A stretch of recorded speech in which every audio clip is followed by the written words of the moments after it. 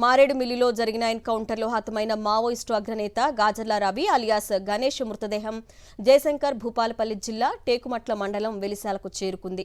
Postmortem అనంతరం గణేష్ మృతదేహాన్ని కుటుంబ సభ్యులకు ఆంధ్ర పోలీసులు అప్పగించినట్లు తెలిపారు. ఆంధ్రప్రదేశ్ పోలీసులు ఎన్నో ఇబ్బందులకు గురిచేసి అర్ధరాత్రి దాటిన తర్వాత తన సోదరుడి మృతదేహాన్ని అప్పగించారని ఆవేదన వ్యక్తం చేశారు కుటుంబ సభ్యులు. 35 సంవత్సరాలుగా ఉద్యమంలో ప్రజల కోసం పోరాడిన తన సోదరుడి అంతిమయాత్రలో ప్రజలందరూ పాల్గొనాలని పిలుపిచ్చారు గాజర్ల రవి సోదరుడు.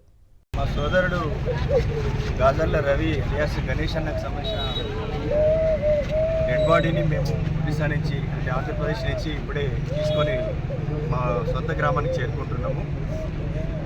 చాలా ఇబ్బందుల పాలు చేసి మధ్యరాత్రి అయిపోయిన తర్వాత అతి కష్టం మీద చాలా పెద్ద పోరాటం చేస్తే మాకు అక్కడి ప్రభుత్వం అక్కడి పోలీసులు 12 గంటల తర్వాత ఈ డెడ్ బాడీని మాకు ఇవ్వడం జరిగింది.